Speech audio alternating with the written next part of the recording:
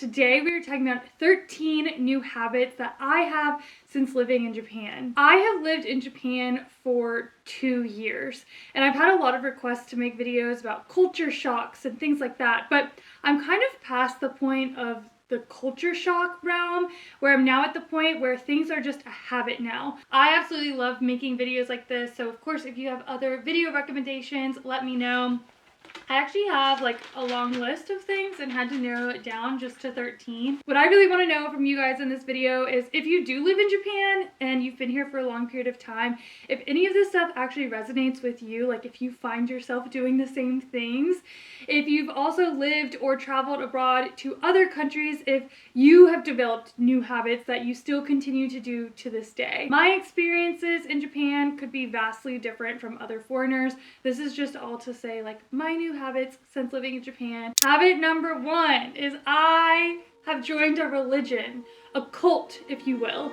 And you might be wondering, that's very interesting because there are a lot of cults in Japan, which is true. But the one that I'm a part of, I think a lot of you guys are too, especially if you've been a long time subscriber. And that is the Church of Konbini. The Church of Konbini. This is more of a joke than anything else, but it is definitely a cult following and I am proudly a part of it. Basically what konbini is it means convenience store, and I'm really fascinated with convenience store or konbini culture in Japan. I go all the time. Like, I would even dare say like once a day. That doesn't mean I always buy something there, but I get my coffee from there. I get snacks. Sometimes I pick up dinner. That's where I withdraw my money. I can pick up packages, order cakes, print and buy tickets. Like, you can do everything at the convenience store. So if you guys know anything about Lawson's, 7-Eleven, and Family Mart, and you are also a follower of that, welcome to the Church of Konbini. Like back home in the States, like I do not go to convenience stores for like meals. If anything, I really only stop at them when I'm getting gas and then other things. But here in Japan, konbinis, like convenience stores, like are not gas stations. I go there for like everyday life things. So that's definitely a new habit of mine that I will truly miss when I move to the States or somewhere else in the future. The second habit that I've developed since living in Japan is doing things alone. So there's a few different aspects that play into this. So the first one is the impact of COVID, right? So we have this whole past year and a half where getting in social groups just really isn't the best idea. And I don't want to wait on my friends, coworkers, or my husband to do anything. We have very different work schedules as well. So I'm just not going to wait for people. If I want to go do something, I will just go do it.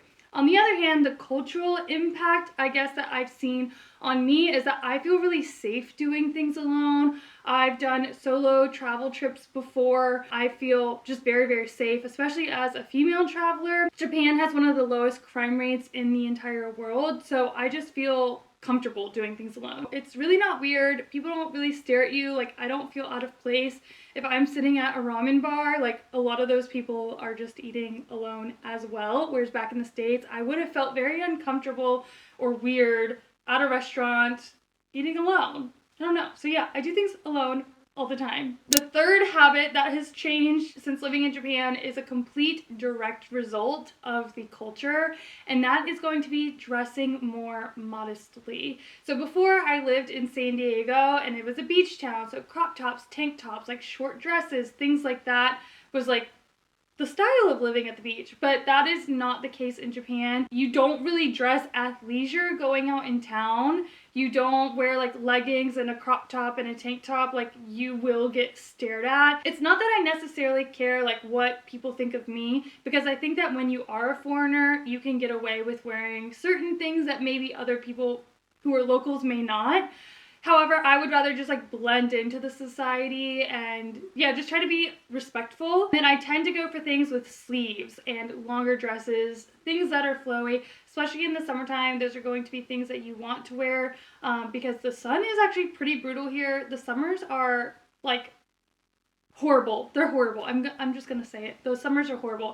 So you want to protect your arms and yeah, dressing more modest for sure. For the fourth habit that I have, started as a culture shock, but is now a complete habit. Like, I do this without even thinking, and that is bowing. So if any of you have watched any videos about people's culture shocks, like, this just had to be on my list. So whether I'm answering a phone call or even getting on Skype to meet with my Japanese teacher, I'm bowing. Like, everything is always a bow. And something that I catch myself doing that I just don't think about at first and then I catch myself giggling is, so when you're even driving a car in Japan and say you get in like a situation with another driver and you wanted to thank them. In the States, I would do like a little hand wave, like, hey, thanks, man.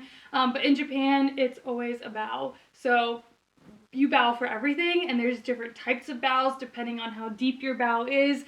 Shows a different sign of respect. It felt so uncomfortable the very first time, like, I did it, but now it's like complete habit all the time. Even if I'm talking to my friends who are also foreigners, we bow. Fifth habit that I have now is studying every day. Every single day I'm studying Japanese. I think that it is so crucial and important for at least my experience in Japan to know and understand the language. When I first lived here, I did not know like any Japanese, and I started studying it because it just opens up a whole new world and experience when you live here. Just being able to go and make friends who are Japanese or have conversations with my neighbors makes it so much more rewarding. So the discipline of studying every single day is definitely going to be number 5 on my list. It is totally a habit, whether I'm using flashcards or Rosetta Stone or just going through my Genki textbooks.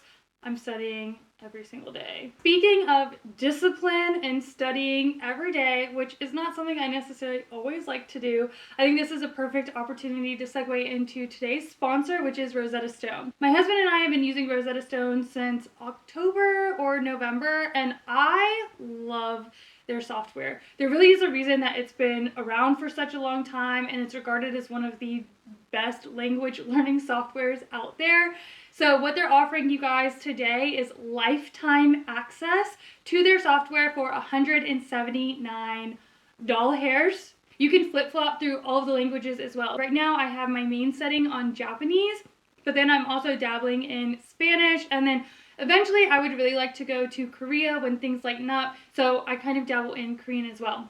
It saves your progress on the courses that you're taking, and I really like that they have an accent correction software. So you basically speak into it, and if you get the accent wrong, it'll have you redo it. And my Japanese teacher has totally noticed a difference in my accent. It sounds so much more natural. It also gives me a lot more confidence because I can practice on Rosetta Stone anytime I want. I have it on my cell phone, I have it on my desktop, I also have it on my iPad. If you guys are interested in trying Rosetta Stone, make sure you use the link in my description. I promise you won't regret it. It's definitely an investment within yourself, and yeah, lifetime access to the software for $179. Number 6 on my list is elongating words, which it sounds crazy, but in Japanese, like, if you want to say something's cute, like, kawaii, like, that's how I learned it, but in real life, you go, kawaii, you drag it out, or if somebody's talking to you, and they're like, eh, like, huh, it's like, eh, like, you just kind of exaggerate your expressions a lot more when you're speaking Japanese, or at least that's one of the habits that I have now. Number 7 on my list, I don't know if you want to call it a habit or a hobby, but it's definitely something that I may not have done if I hadn't moved to Japan, and that is collecting pottery, specifically Japanese ceramics and pottery. I do take pottery lessons, but I will even take trips to go pottery shopping. And if you see behind me, I had a custom shelf built just so I could display all of my pieces. And what I really love about my pottery collection is that whenever I pick up a piece or I use it on a daily basis, I can specifically remember who I was with, where I got it, what I was feeling. So it's like picking up like memories. So yeah, that's number 7. Number 8 is that I do not get my nails done as often. If anything, I will typically do them myself. So I currently have a really wonderful manicure. I'm kind of at a point right now where My YouTube channel is doing really great, and I want to give back to the local community, so I've been going to a small nail salon to get my nails done, but they normally cost me like $118 US to get my nails done, so I don't get them done all the time. Back home in the States, I would get my nails done and pamper myself quite often because it would cost me like $45 US to get gel manicures.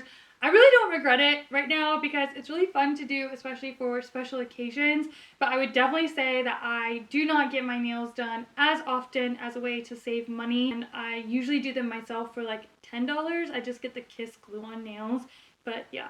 It's kind of a fun thing to do on occasion. Number 9 is gift giving. If you guys have watched any of my past videos, you guys know how much I love giving gifts. It was something that I couldn't really afford to do before, but now that I can, I buy it for people all the time. It's literally my favorite thing to do.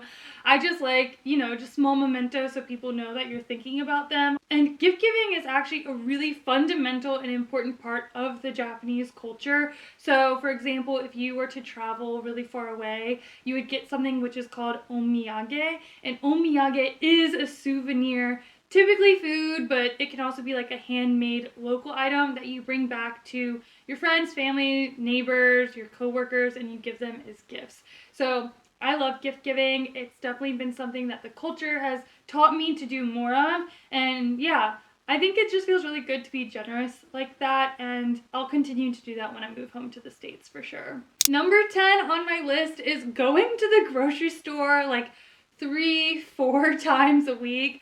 Back home in the United States, we have like really big refrigerators. Like, I remember talking to some of my Japanese friends and they were like, is it true? Like, you guys have big appliances? And I was like, what are you talking about? Yes, but they had only seen them in movies. So when you have a big refrigerator in the United States, you can go grocery shopping and it can last you a week or two. But in Japan, we have small refrigerators, small appliances, and to be quite honest, the food is typically local and there aren't a lot of preservatives in it, which is a good thing. So you have to go to the grocery store on a need-be basis so that your food doesn't spoil and that you can eat it in a timely manner. When I first moved here, I found it really inconvenient to go to the grocery store multiple times a week, but now it's just part of my routine and it's something that I do. Number 11, which I actually have an entire YouTube dedicated to, is being a lot more aware of my waste or our household waste, being a little more eco-conscious. So in Japan, we separate our trash into 9 categories. Yes, I said that correctly. 9 categories, which is just it was such a culture shock when I first moved here, but now it's a total habit. I don't have a choice, but it's also a habit. And when you have to touch your trash the way that we do and clean your trash all the time, it makes you so much more aware of the waste that you're putting out into the world. And Japan really does have a plastic consumption issue, so I just try to be a lot more mindful of how I consume and then produce waste. Number 12's habit is a lot more internal, so I definitely complain a lot less than I think that I did when I was living in the States, and I really appreciate the present and where I am now. So a lot of that does have from different Japanese philosophies that I've studied. For example, sakura, cherry blossoms. Everybody loves cherry blossoms, but people don't always understand why cherry blossoms are so important. It's because they represent the fleeting of life and how we need to honor and just be present and enjoy things that are in front of us, because you just never know when they're going to go away. And cherry blossoms and sakura are extremely delicate flowers. Like, they could bloom and then overnight there'd be a strong wind or heavy rain and they could be all gone the next day. So there's just many different Japanese philosophies that I've collected over the past 2 years of living here that make me realize that like complaining isn't going to solve anything, and to just really appreciate what I have in front of me, and that's definitely a direct result of living in Japan. Lucky number 13 is a huge shift in mindset that I definitely think a lot more about. So my new habit since living in Japan the past 2 years is thinking of things that could benefit people as a collective unit instead of an individual mindset.